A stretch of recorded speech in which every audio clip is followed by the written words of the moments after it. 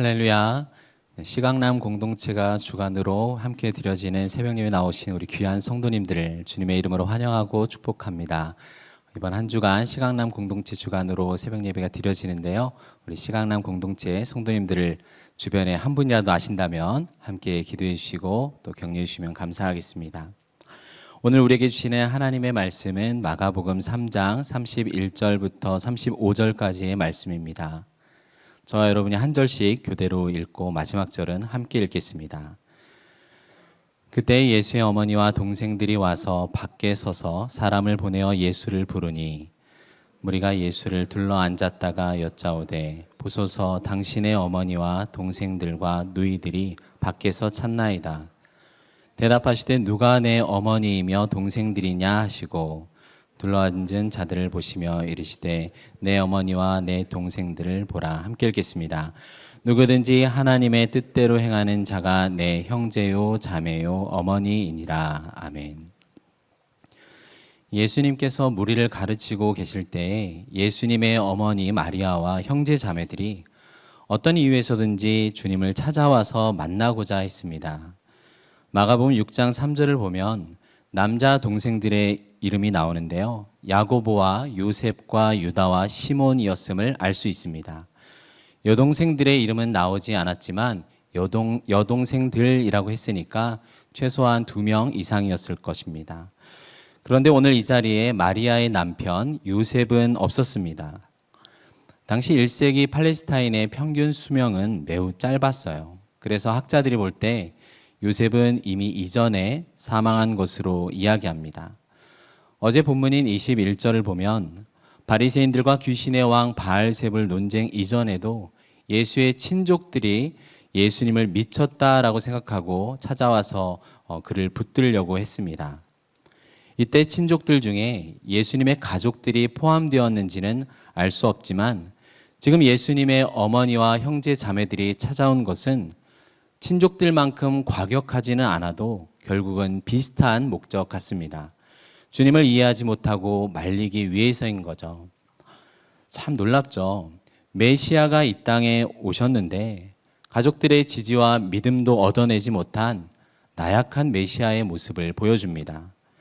마태와 마가복음에서는 예수님을 가리켜 이는 목수의 아들 예수 또는 마리아의 아들 목수가 아니냐라는 구절들이 있습니다. 예수님은 이 가문의 맏아들 장자입니다. 그런데 장자가 가족들을 돌보지 않고 나가서 열심히 사역한다라고 하고 있습니다. 그런데 동생들이 볼 때는 자신들의 형, 오빠인 예수님이 정말 메시아라면 로마 제국의 인정까지는 뭐 다 못 받는다 하더라도 우리 민족 유대인들에게만큼은 전부 다 인정을 받아야 하는 게 아닐까라고 생각하겠죠.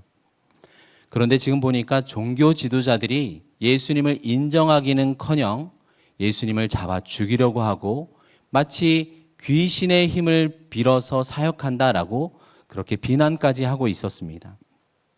그래서 요한복음 7장을 보면 형제들은 예수님께서 지금 갈릴리에서만 주로 사역을 하고 유대로 좀처럼 가지 않자 좀 자신을 한번 세상에 나타내 보라라고까지 말합니다.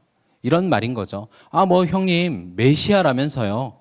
그러면 뭐 총선이든 대통령 선거든 좀 나가봐라. 이런 식이 거죠. 이때도 형제들은 예수님을 믿지 않았다라고 성경이 말하고 있습니다.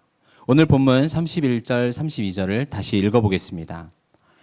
그때 예수의 어머니와 동생들이 와서 밖에 서서 사람을 보내어 예수를 부르니 무리가 예수를 둘러 앉았다가 여짜오되 보소서 당신의 어머니와 동생들과 누이들이 밖에서 찾나이다.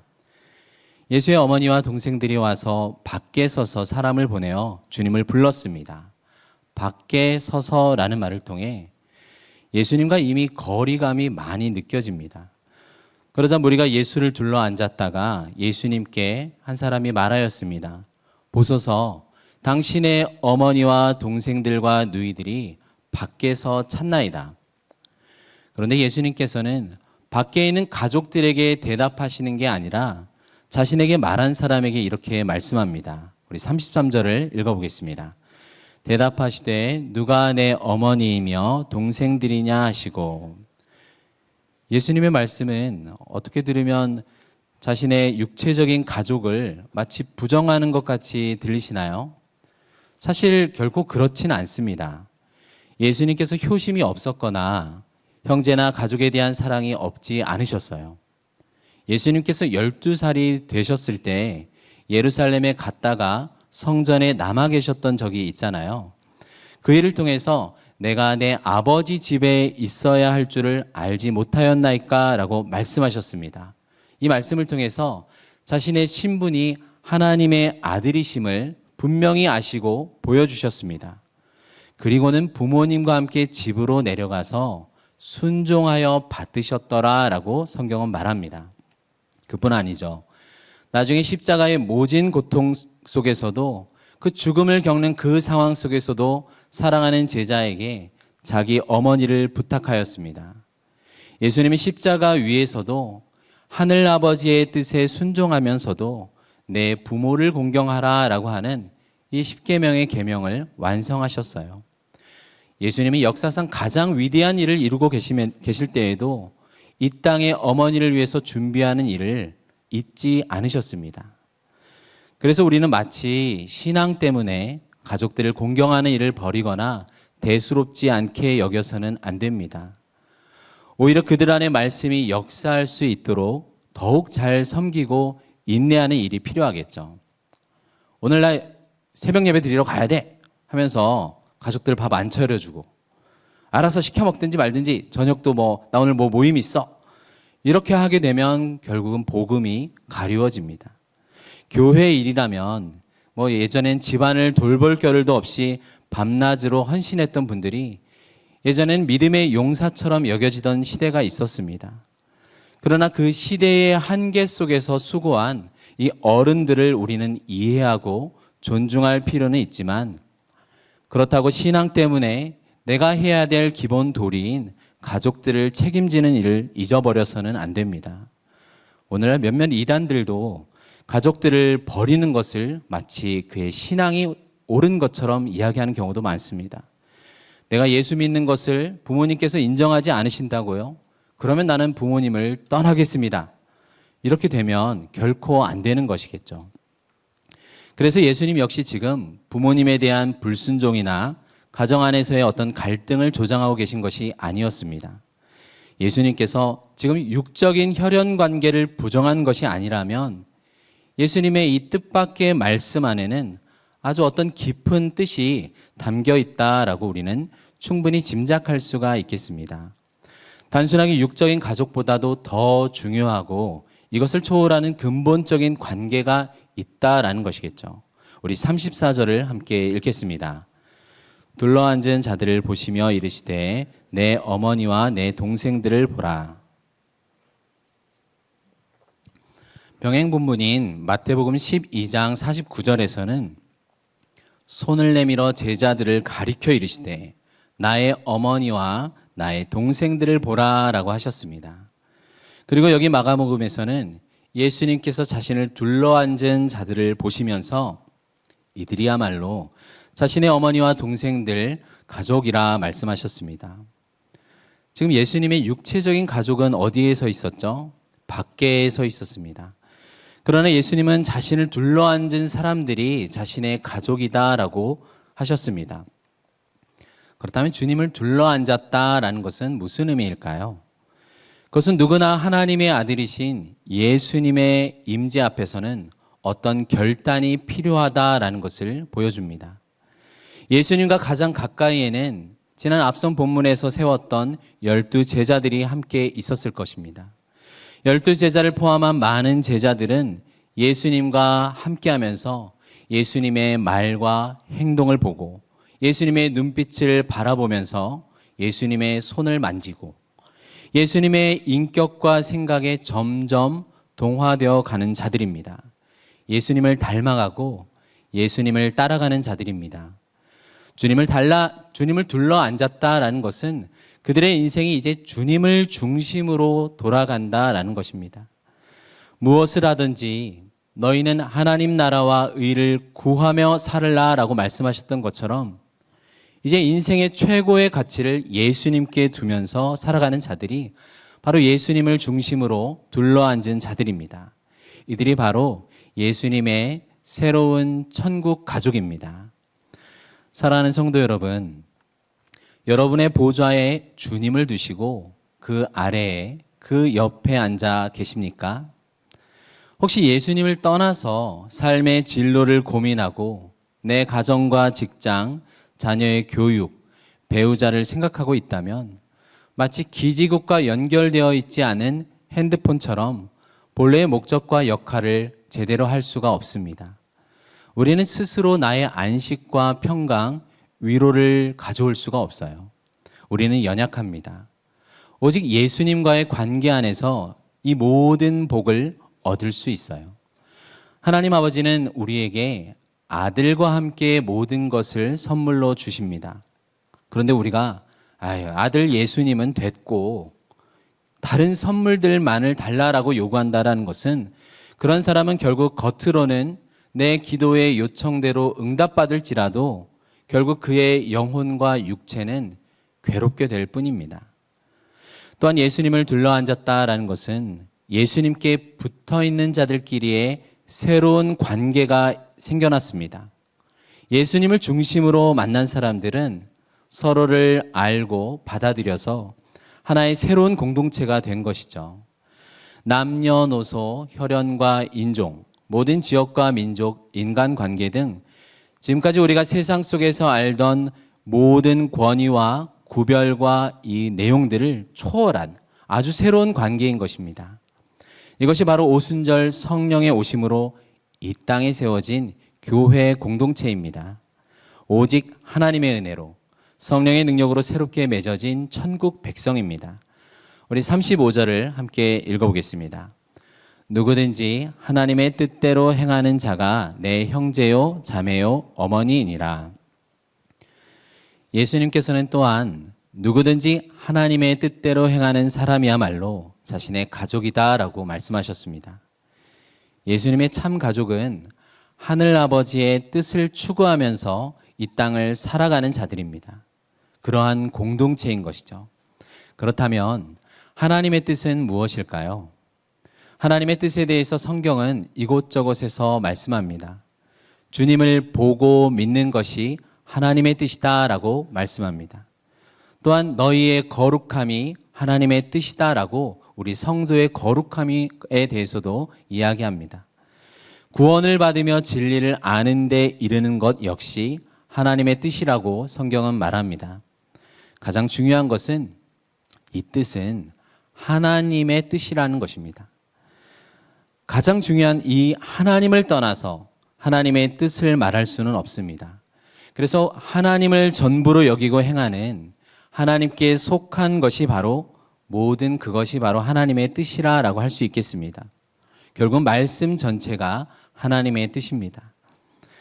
마치 열매가 가지를 떠나면 살아있는 것처럼 보여도 사실은 죽은 거잖아요. 얼마 지나지 않고 시들어 버려서 죽음을 증명해냅니다. 그래서 우리는 생명이신 하나님과 붙어서 하나님의 다스림을 받는 자들입니다.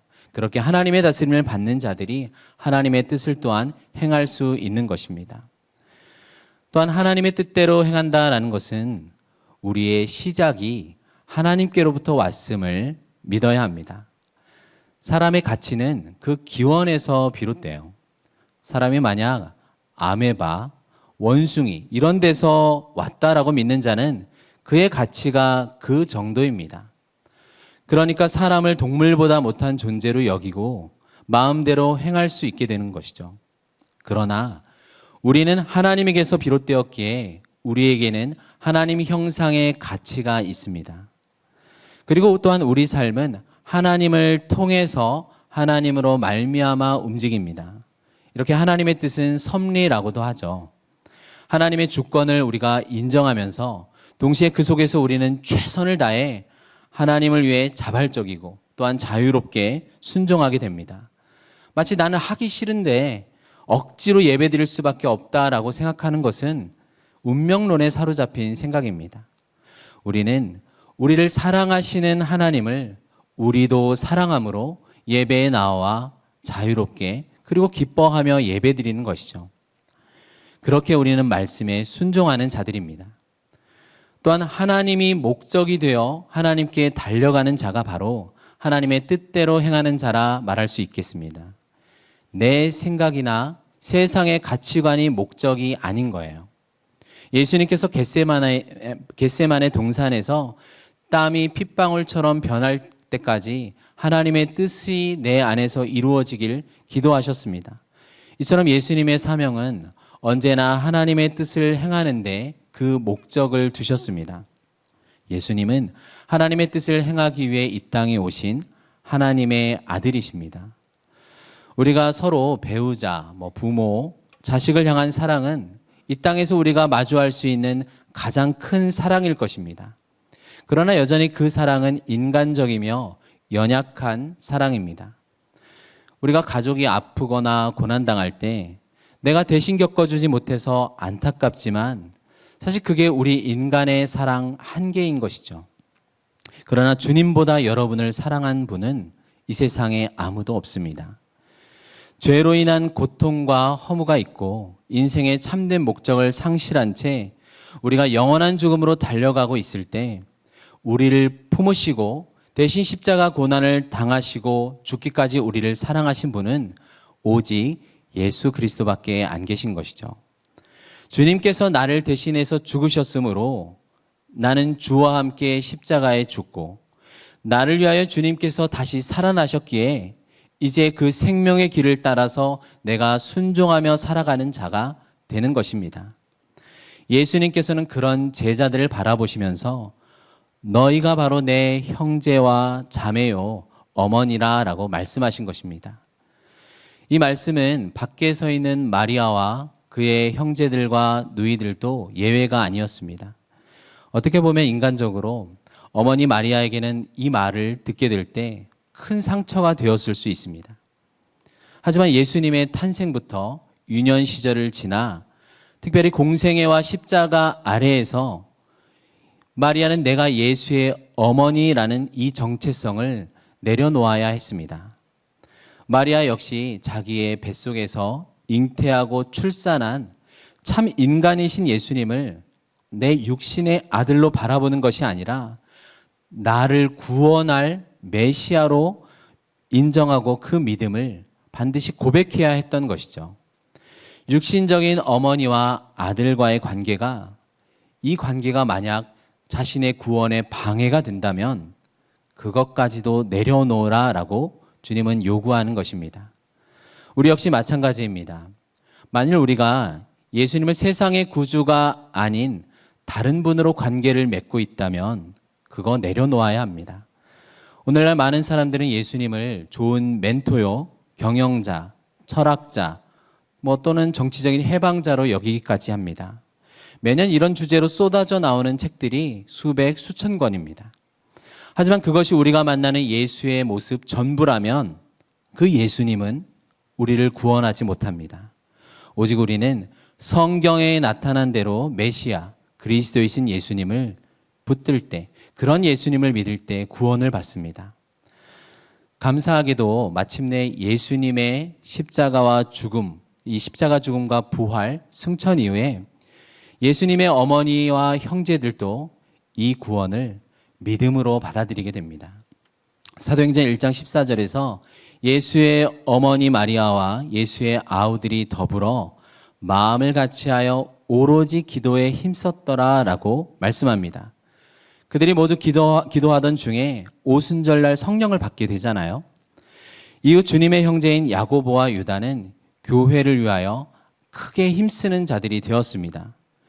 그들이 바로 야고보와 유다는 이제 야고보서와 유다서를 기록하는 그런 자들이 되었습니다.